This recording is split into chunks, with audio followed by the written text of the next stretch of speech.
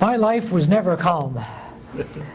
Once that project was done on the Chrysler Building, I thought, all right, I'm back to just riding it, an easy life, just maintain the 2 transmitter sites, and I have an easy time of it.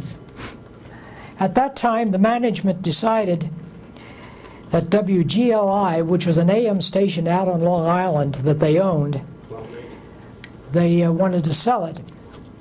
And they sold the station, and the chief engineer of that station was a family man, had worked for him for quite a while, and they didn't want to see him lose his job.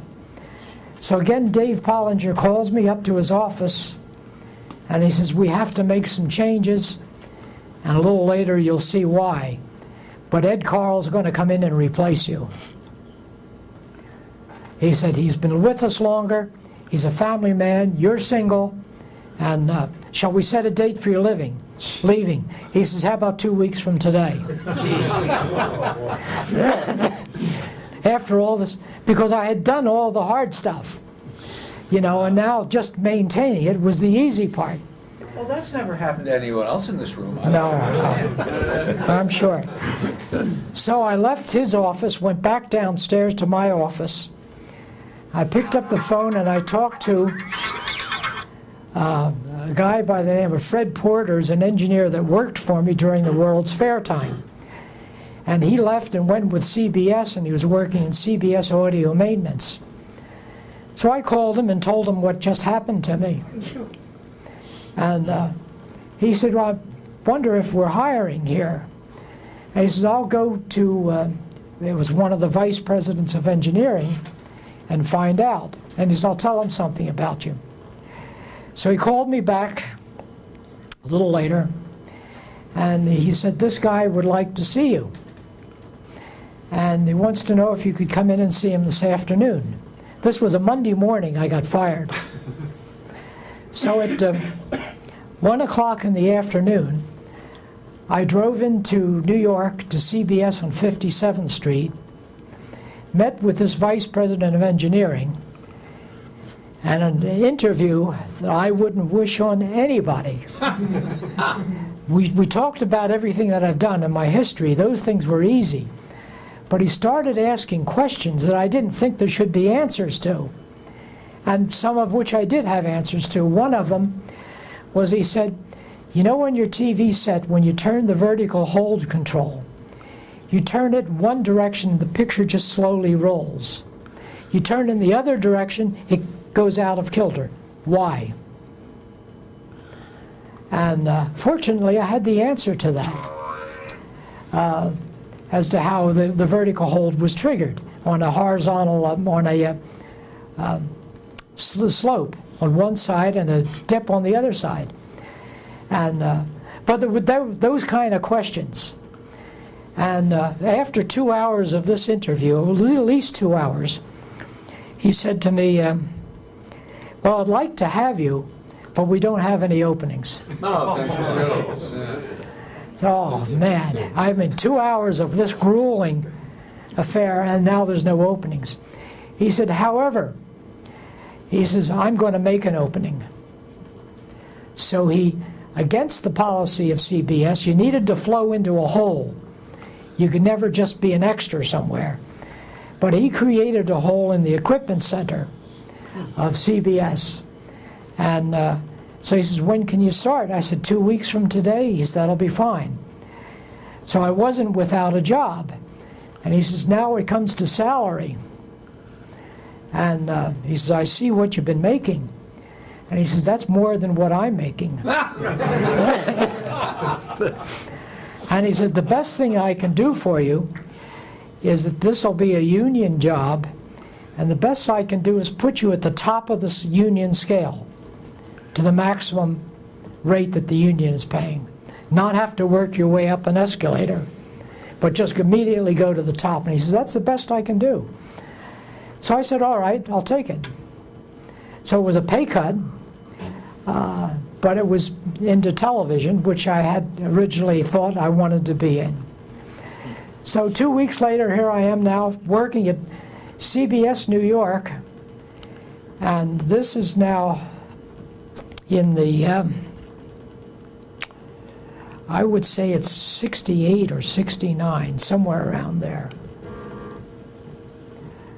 Again, the street looking at the main building, which is this building over here. They own more of this property now, but that time it was just this portion, and going over to 56th as well. The main entrance. This is the back side where the field shop and the back side of the building. This is now in what is the equipment center of CBS.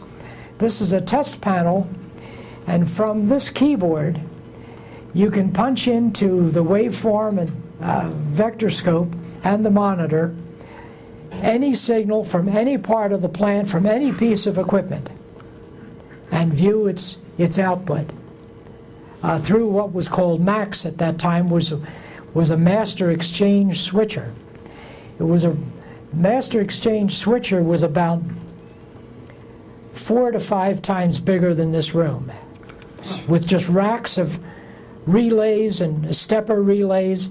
Everything came into MAX and went out of MAX, and could be, by relays, switched to any studio, any input on the console, anywhere you wanted it to go. And the readouts would follow where it was assigned to. Amazing system for the time, but all with hard relays. That was the test station.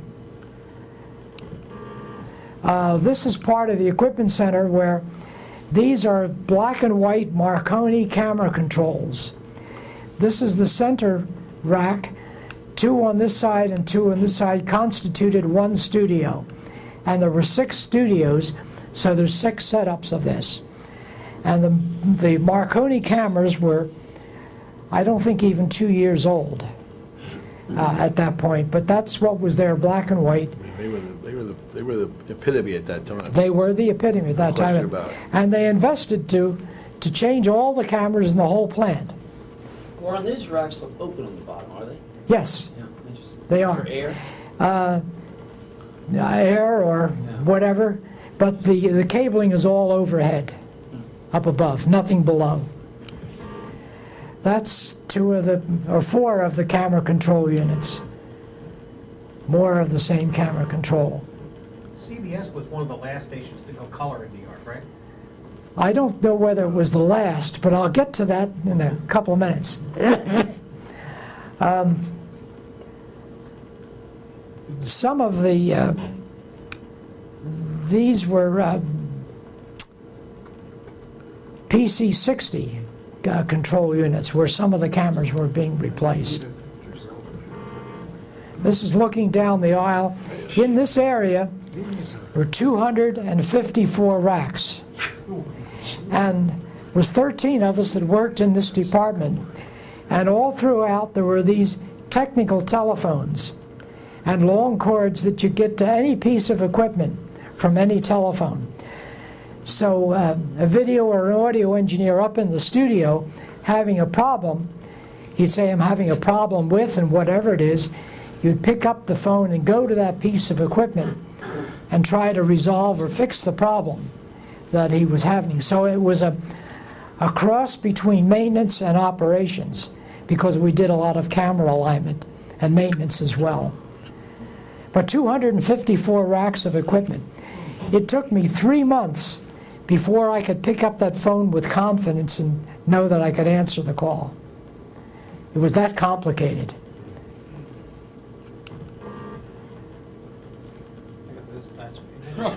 Yeah. Oh. Yeah. That's another test station for a studio. You can look at any input on the console at any point, any time. You got anything that's happening in the studio, you could monitor it. This was camera patching. So cameras could rotate or move from one studio to another and just repatch them. If you wanted 6 cameras in a studio, roll 2 from another studio. Who wired that place? This was all built by CBS construction department. Yeah, a fantastic construction. And the thing is their prints, everything had to be CBS gray on the cabinets and had to be labeled with the white lettering and properly labeled, and nothing was to be left unmarked. And you couldn't change anything in wiring without a set of blueprints. We wanted an audio monitor put in here so we could hear what was happening audio-wise in the center of the aisle. We had to submit a request, have it approved, and the engineering department came and installed a speaker. But they did it so it was on the prints, and they did it properly. Seriously? Yeah. More of the same racks of camera control units, sync generators, 6 sync generators, and each generator had its own backup. So it was 7 sync generators. Each generator could be assigned to any control room, any studio. Is that an HF receiver? It looks like it, but it isn't. It is. I don't know, remember now what. This, amazing enough, is the audio patch panel. No cords. Only time you'd use a patch cord would be for troubleshooting. Everything was normal, properly, and wired properly. This is camera maintenance. Off to the side right here, you can see one of the color cameras, a PC-60. Might as well tell you the story at this point. Once I started working there, I found out why he wanted to hire me. And he put me in this area. Because CBS was caught with their pants down, so to speak.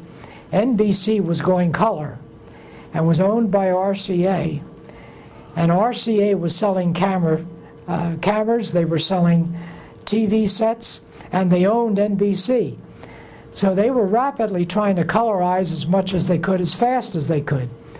And CBS, having just purchased the black and white Marconis, were under the impression that color was 6 to 10 years away. And when they started to see what was happening with NBC, they said, we have to make the change. So they made a contract with Norelco, because they certainly weren't going to purchase RCA. And the Norelco PC-60 cameras. And as they were being installed, studio by studio, when I graduated from Temple, I was in the second graduating class with color training. And he saw that on my resume, questioned me about it, and said, here's a guy that's not only got experience, but he's got color training. So I was involved in the colorization of the CBS network. And it was done one studio at a time. Rip out the old by the construction department, installed by the construction department, and Norelco maintained one of their engineers there full-time during this whole process. So any parts or boards or stuff that was needed, he was on the phone and had it flown in from Norway. What year was this? This had to be 70, 71. Amazing. I think even earlier than that. I would say late 60s. Well, it could be late 60s. But it took, I think it took about a couple of years to do the whole project. As a sidebar to that, I was working at Channel 15 in Lebanon. We were a CBS affiliate when I was at Drexel. And I started at Drexel in 1963, and the only thing CBS was running was every Christmas they'd run The Wizard of Oz in color. That was the only show that was on the air. And then somebody at CBS announced that, I think at the IEEE show in Washington, they were going color. And that started the mushroom. That announcement. Yeah. Yeah, they were very much behind the 8 ball and into making ABC was a changes. distant third. Yeah. So Yeah. So they purchased enough cameras for all of the studios, plus one. And the one was strictly for the maintenance shop, not to be used anywhere but for maintenance only. And that camera never really worked fully. You could only test maybe the board that you wanted to test in it or the part, but it never saw a complete set of boards and parts to get a picture out of it. But they spent $60,000 just for a test camera, which I guess was smart because it was used all the time. That's the test camera in the shop. CBS divided their maintenance up many ways. They had a camera maintenance department. They had an audio maintenance department. They had a monitor maintenance department. They had a vector scope and waveform monitor maintenance department. They had a computer maintenance department, which took care of Max and the 2 computers that ran it. And of course, the field shop and field maintenance was another department. So depending on where you worked, you only worked on specific things. The monitor maintenance people would swap monitors out, take them to the shop, and they would have maybe 6 to 10 monitors in there at a time that they were working on. I think it was a department of 3 men doing nothing but monitors. This is one of the studio control rooms. This is the TD's position and the switcher. That's the next to it is the video position, and over here is the lighting panel, and the director's position was right here. To the right of the director was the audio position. This again is the video monitoring position. TD is just right alongside over here. Oh, I'm sorry, this director, this is TD's position. And notice how few monitors compared to today when you go into a control room and it's nothing but monitors split. But a line monitor, a preview monitor, and you could see the 4 cameras and their shots. And then whatever was assigned to these other monitors, you can see these little black boxes over them. Those monitors could be assigned to anything that you wanted, a slide chain, a film chain. By a keyboard about right here, you would enter 16.7 on max 8 and would come up on 8 position, and then it would show up in the monitor. And if he didn't like it in 8, he could reassign it to 7 or 6, whatever position he wanted it in, or drop that chain and put a tape machine in its place, all with this relay assignment. The units had to be assigned by computer control. There was a master log as to what equipment was going to be assigned to what studio. So you couldn't just pick up any projector you wanted. It had to be assigned to you. Once it was assigned, you could put it in any position you wanted. And on the projector, which we'll see later, the readout would say what studio it's assigned to. So the projectionist knew, and if they pushed the director key, they talked to the director in that studio. So that went along with the assignment. And if they pushed the audio guy or the video guy, they would talk just to those. All that was all part of this relay assignment. And if it was set up for maintenance, what came up in the readout was 2 red eyeballs, which meant that it was assigned to maintenance, and maintenance wouldn't touch something as long as it was assigned to a studio, just hands off. And when it was assigned to maintenance, it didn't go anywhere but was self-contained, so they could go ahead and then work on it. Fantastic system. I mean, for the time as well, you know. This kind of switching is easy now with computers. Is that an optical illusion? The fact that the monitors almost look like they're 16 by 9s? No. Yeah. No, it is not an optical illusion. They're actually oblong. Yes, well, it's all 3. Everything was 3:4 ratio then. But I mean, it almost looks like it's, more of a 16 by 9 instead of a 3 by 4. I think the individual monitors were 8:10 or something like that. But you're right up on top of it. You can see what you're doing. And although you're viewing in black and white, you can punch it up to, this was a color monitor, Conrac. TM19. So you could, Predecessor. yeah. That's the video operator's position. Again, closer look at he had a waveform monitor, but not a vector scope. Didn't think to put one of those. TD's position, that looks pretty simple by today's standards, doesn't it? But double re-entry, and again, this is the keypad which would do the assignments. The first 4 positions were always the 4 cameras to the studio. All the other positions could be assigned. Warren, did you have to shade the cameras every time you did a show? Oh, yes. The shading to do 3 cameras about as much as one man could handle. If it went beyond 3, it took 2 video techs to do it. You'll see something of that later on the Miss Universe. This is the lighting control panel. This is the audio console. And with the patch bay, anything that he wanted extra in audio, like a turntable or a tape machine, had to be requisitioned, and it would be rolled into that studio and hooked up. Otherwise, he just had the microphones from the booms and the audio from the film chains and tape machines. Here's a case where there's 2 turntables that are brought into the audio position. Each studio has what's called an AV room, where all the cameras and the booms are put into this room and the doors closed, so that when they're changing the sets in the studio, the dust and dirt and nothing would fall on the cameras. Everything's in this closed-in, rolled into this closed-in room. So the studio is completely bare. You can build a set. Carpenters can do their work without the fear of bumping into anything. Once it was set, a studio like this, and it was lit, then you roll the cameras and the booms out. All the miking was done with 2 booms, 2 microphones, nothing more.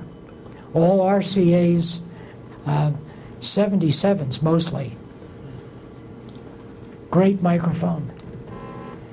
These are the cameras that are, right in the center here is a light box, which gave you a grayscale and a registration chart. And these cameras are all focused full frame on that light box. And in the equipment center, we would do the focusing and registration and color balance with the grayscale. And this would be done 2, maybe 3 times a day. You would do it after a dry rehearsal. You would do it again for the touch-up, for dress rehearsal, and then just before air, because everything was live and nothing was taped, you would touch it up again. And while the show was on the air, the video operator would often call down the equipment center, and the registration on camera 2 red is drifting.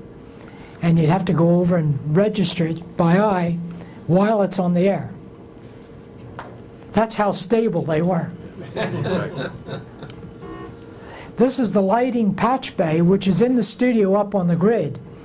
So any of the lights on the grid can be patched into any of the positions on the lighting console. And the lighting director had 1 technician that worked with him out on the grid. This now is PC 32 or 33, which was the master control that fed the whole network. These here are the readouts of the event that's coming up to these channels. And this is a preview, so that you can go ahead and you can preview an event that's in the process of coming up. And this switcher was operated by the computer, so everything was computerized at this point, and you basically just sat there and watched it. So this was CBS East, CBS Midwest, and Channel 2 New York, switching all 3 of those at the same time.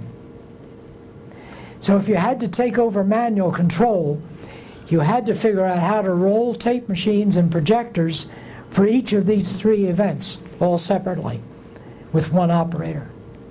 It was a nightmare. What often would happen if there was a failure, there's a backup computer that would automatically take over. It was programmed the same. And if that wasn't working, PC 32 or 33, this is 31, you would split the operation, quickly call in other technicians to go to the other control room and do maybe just Midwest, the other one do just Channel 2, so that you could switch it manually. And when things went wrong here, and you could watch the events coming up on these readouts, it got pretty hairy sometimes. Everything was backed up. So if we had a 35 millimeter film running, and it was a network spot, it was backed up by quad tape. And when the computer rolled the film, with a 3-second pre-roll. He would roll the tape with a 7-second pre-roll, but they would be in sync. So what you could do is walk over to the projector and push the stop button on the projector while it's on the air, watch the air monitor, and nothing happens, because it would switch to the backup without losing a frame. Full frame backup. And only once did I have a major experience that I was working in the equipment center, and it was 35 millimeter 8 projector. And prior to coming up on the air, they could see here that it was coming up, and it's supposed to, at this point, pre-light the projection lamp so that you can see the picture and you see the number 3 pre-roll and you can read the scribe. And they're looking at this and the pre-light didn't come on. And so they immediately says, looks like that projector's not coming on. And now all projectors had a low voltage on the filament, which gave like a brown light. It wasn't completely off. It wasn't black. But it wasn't coming up to full brilliance. And they said, all right, we got the backup tape, so let's preset the tape. They went to preset the tape, and the tape wasn't there. Well, they used the intercom key, called the equipment center. Can't get a picture on 35.8, coming up in 40 seconds. I was at that point about 6 feet away from it, just happened to be there. I went over, I punched it up, looked at it. I could see just a little bit of a picture. I got down on my hands and knees with my screwdriver and started to turn every gain control that I could, maximum. And I kept seeing the picture, growing. It was noisy, but getting more of a waveform monitor. As I'm turning the last turn, I see the 3 pre-roll, and it comes up on the air. Saved the day, so to speak. Well, I didn't know what was happening, but around the back of me was my supervisor and 2 vice presidents of engineering and central maintenance manager. And I didn't know that they were there watching me. And I looked around to my supervisor, and he said, well, that saved that spot. It was an $18,000 spot during the day. I said, can I go home now? And he says, no, I don't think so. Your salary for a week or two. Yeah. This is program control again, where you can see the clocks, one that can be preset, one that's at the actual time. And these are the readouts. The top one is what's on the air, and these are the events that's coming up, so that you can see them move up as the event comes up. And as it does the pre-roll and does the switching and does everything for you. Your biggest tool was using the intercom keys here if you had a problem. So basically the director and the TD just watched it and came in when there was a problem, when they saw that something was coming up. This is the audio booth. It has a clock, a monitor, a telephone, and an RCA mic. And all the announcements were live. Nothing was taped. This is the control room. This is the video position where all the film chains and slide projectors, tape machines could come up in any one of those positions. And you could, pushing a button here, preview them on the color monitor and shade it before it came up on air, or control the level. So you could do that all in the preset position before it hit air. This is the computer master control. This guy is a full supervisor, and he does the assignments of any of the equipment anywhere in the building.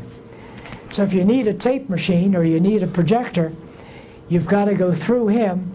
He's got to look to see what projectors and what tape machines are available for assignment at what time, and he would enter that into the computer from this keyboard. And 7.5 minutes before it was to be used, it became available to the studio. You couldn't gain it until at least 7.5 minutes before. And every 7.5 minutes, the computer would do reassignments. Once it was used, 7.5 minutes after, it would be dropped from your use and available to sign somewhere else. And the guys in Telecini could see where it was assigned with a roll of film in hand, and looking at their log, they would know what projector to go to thread it up. This is a PC operation. It's for closed circuit, and we called it CC. Closed circuit operation. There's 8 channels here. Any projector, any studio, any tape machine, any remote, any video source whatsoever, we could switch up onto one of those 8 positions. And those 8 positions then fed the legal department, program department, scheduling department. Anything that needed to be viewed or transferred went through this room. So you could have 8 events going at the same time to 8 different locations. And you would get from a monitoring from the legal department looking at something, they would call you on the phone, we see the film, you can go ahead and roll it. So we'd roll it and they would sit in their conference room and monitor it. And then during the midnight hours, we got 35 millimeter film in with no backup. You take the 35 millimeter film, run it through here to a tape machine and make a tape copy for backup. So all the backups were made after prime time hours through this room.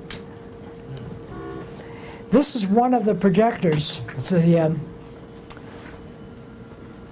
no, this is a film scriber, kinescope recorder. Never used while I was there, but you could feed any signal into this, and with the film, make a kinescope recording of it. Another view of, you can see the film casing above. It was stopped being used while I was there. It stopped before I got there. This is some of the old equipment as well, never used while I was there. The first keyboard for doing supers. Supers up to this point were always done on a slide, and the slide was supered over with your video source. And this was a homemade by CBS Labs to do supers from a keyboard. First generation. It was called Vidafont. Vidafonts, yeah. I don't know whether they called it Vidafonts at that time. It was still electronic supers. This was a film dubber. If you were making kinescope recordings, you had to do the audio in magnetic film. So it was on one of those dubbers. This was just a remote setup in remote cases being checked out in the monitors and proc amps and stuff like that. These are where's my, barely said, these are the proc amps. This is a 35 millimeter projector, and every projector has its own rack. You can monitor it, you can listen to it, and your keys you can talk to wherever it's assigned. And a projection would go through the rack to this GE camera, a Plumicon, 3 Plumicons. And so every projector had its own camera. And this projector could be assigned anywhere in the building, any position. And it was typical that it would be threaded, and Telecini operator would call the studio and say, 35/7's yours. And the guy would acknowledge that he had control over it and could say it. And then walk away to his next assignment. Wouldn't stay there while it was rolled. So they went from projector to projector with film, either taking the film out to rewind it and put another film in.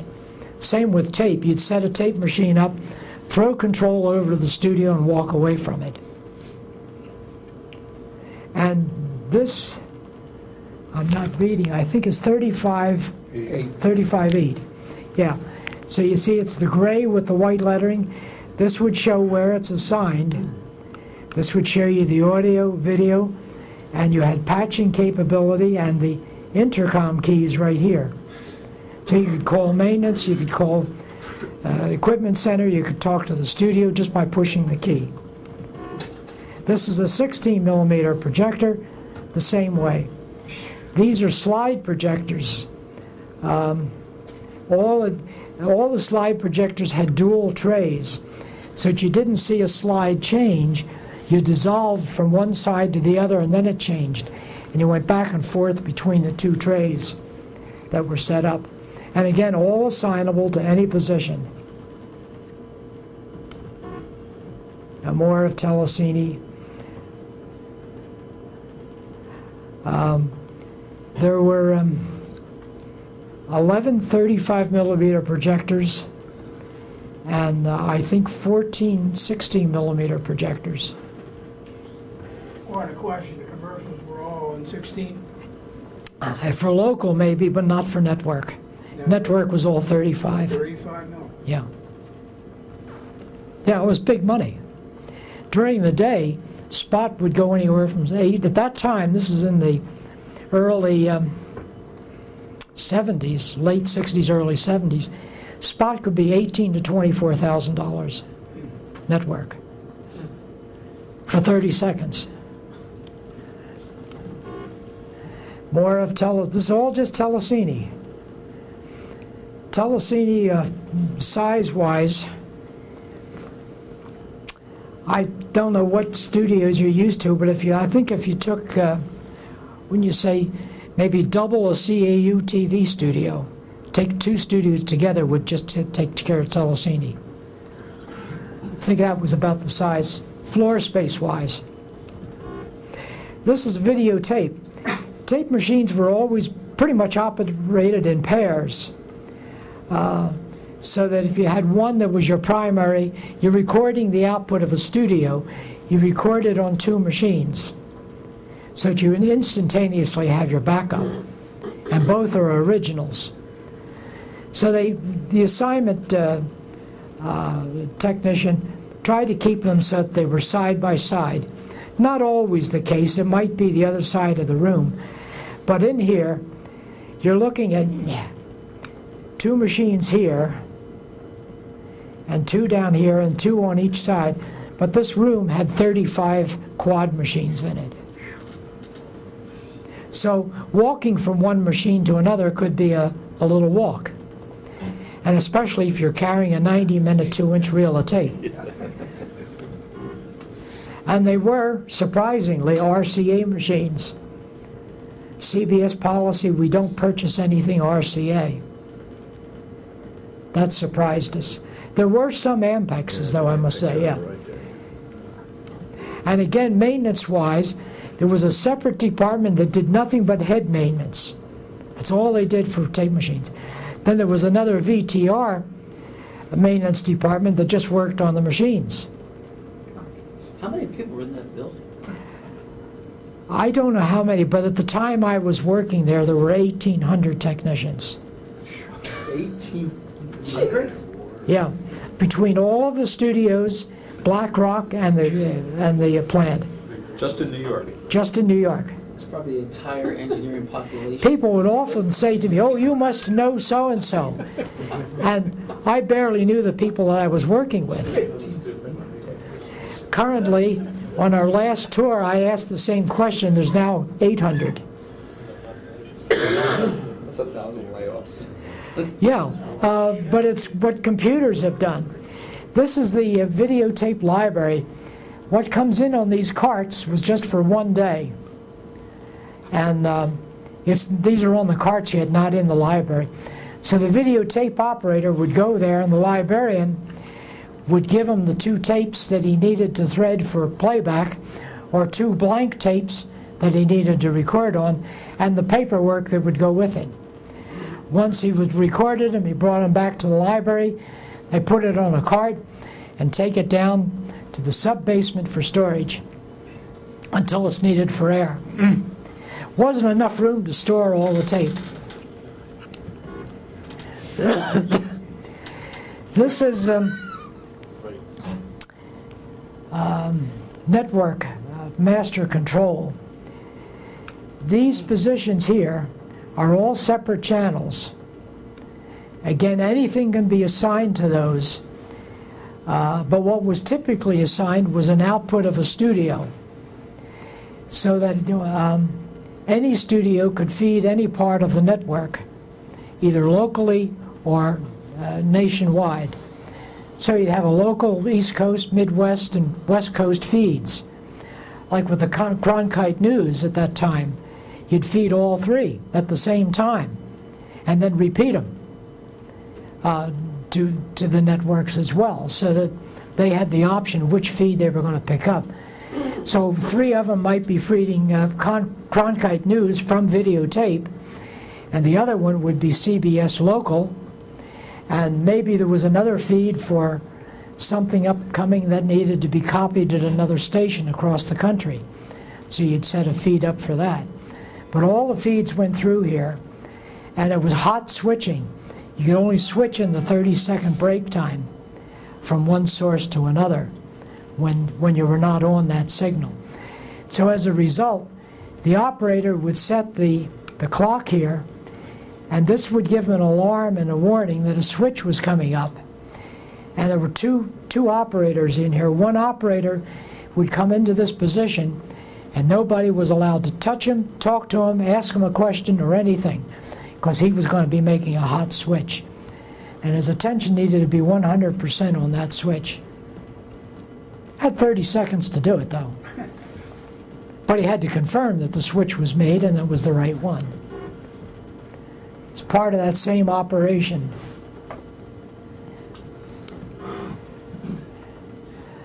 Part of the same operation. Again, in there they had a lot of proc amps and patching, video and audio patching. That's audio patching. No, it's video patching for this room. These are the proc amps that they could insert into a signal to bring it up or down or adjust it, depending on where the signal was coming from. It could be coming from one of the studios that was somewhere else in town and needed to be fed to another source in the country. But everything would come through this room. They had and they were all full supervisor operators. It's a test panel that they had. This is the audio side of patching. Everything audio-wise came up here. You could monitor it, adjust the levels, repatch it. They even, these units over here were tape delays to get an audio in sync with the video. So they had multiple heads on it. You'd feed a record head and then pick up the playback head, which was adjustable on the curve, so you could adjust the timing of the audio delay. And three of those units to get a audio in step with video. And you did it visually and by ear.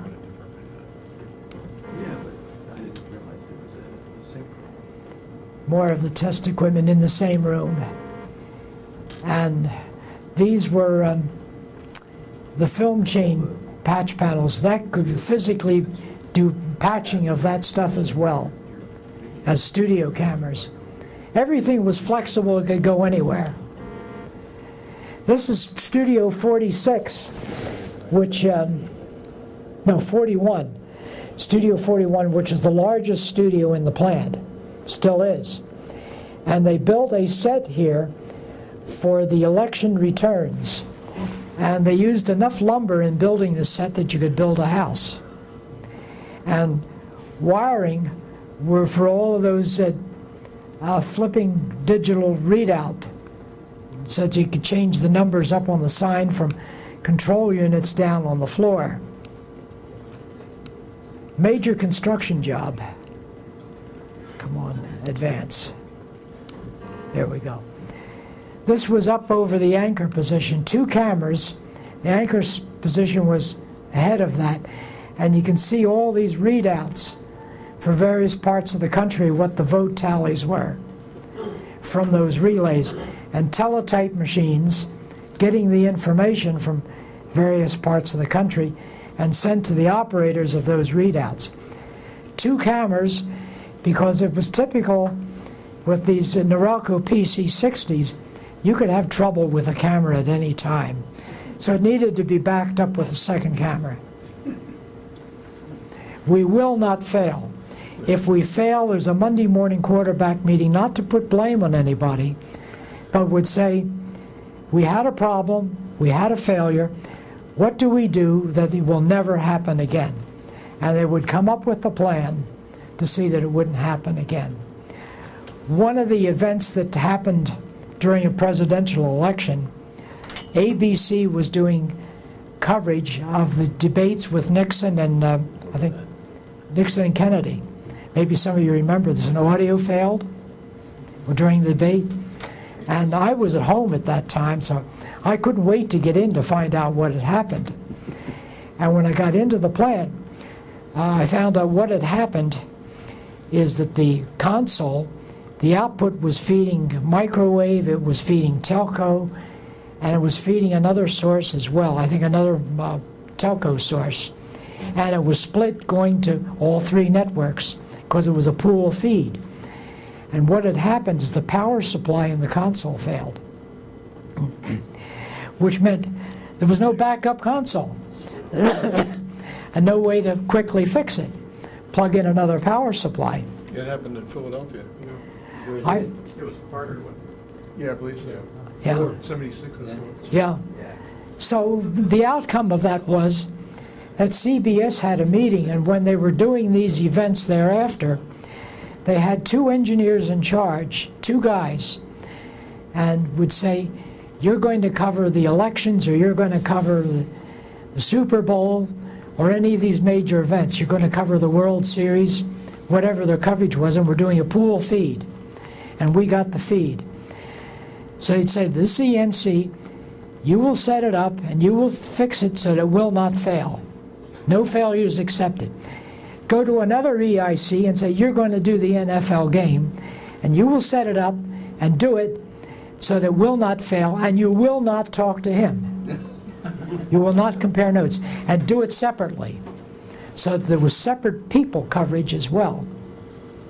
And of course there was never a failure after that because there was so much backup. Backup was the first, middle, and last name of CBS operations. This is some of the teletype machines, and these are the control panels for the tallies overhead, all relay stuff. Some of the telephone positions for the reports coming in. This panel was just AT&T's panel. They came in and installed this. All of that gear on that panel was all AT&T wiring.